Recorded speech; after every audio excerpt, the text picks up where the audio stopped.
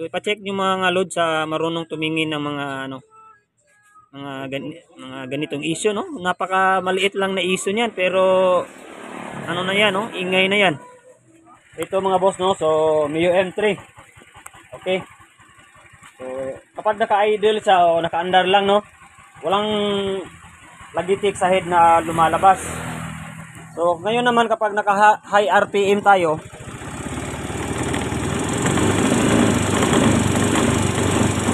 so na high RPM natin siya, no? So rinig naman siguro, no? Yung pagkakalansing sa kanyang head, no? So ito yung gagawin natin yun mga boss, no? Hanapin natin yan kung saan yung sira dito sa kanyang head, bakit maingay, no? Kapag nag high RPM tayo. Check natin yan.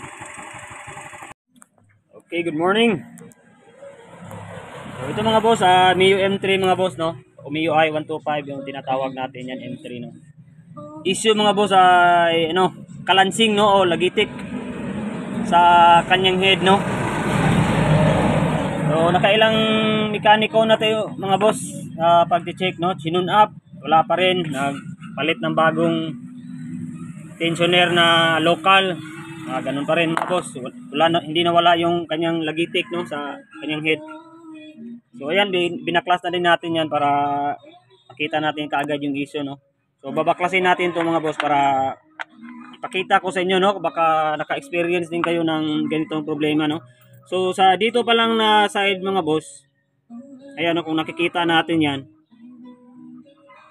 yung bearing nya, sobrang alog na. So para ma-confirm talaga natin yan mga boss, siyempre i-check din natin yung ring nya at saka yung connecting rod, baka doon din ang problema. So babaklasin natin to mga boss. Ito na mga lods, no. So nabuksan na natin dyan, nakita natin yung issue mga lods. So kung nakikita nyo kanyang piston, di klaro, ayun. Saka yung kanyang ano ba to, oil ring expander, medyo nag-blur sa mga boss. Hindi na siya bumubukad, no. Ayan, no, yung oil ring niya at saka yung expander. So ipapalitan natin to, piston ring. Yung kanyang block,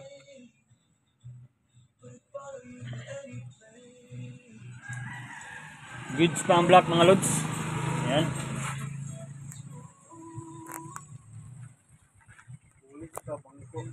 Oh, sige boss, sige. Son!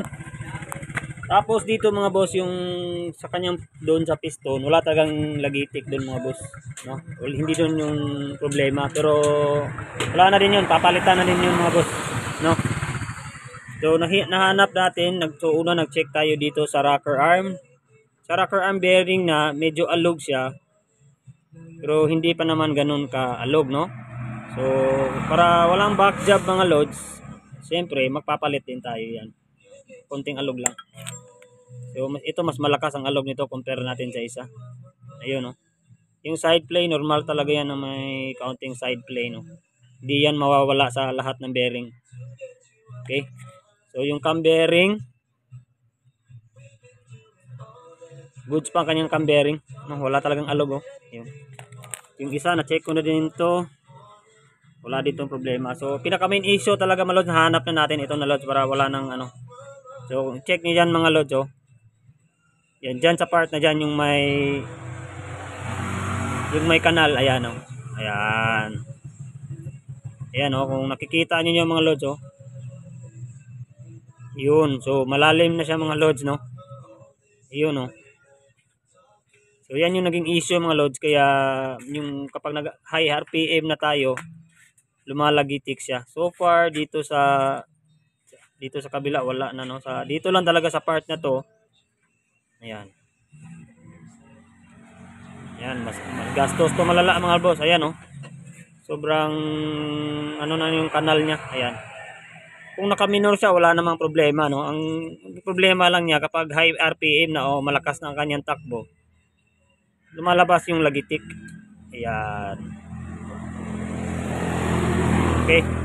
So, kung naka-encounter kayo mga lods, no, ng tagiktik issue, nagpalit na ng tensioner, no, at saka timing chain, ano pa ba yun, yung guide. wala pa rin na wala. Dinaan sa tune up, wala pa din.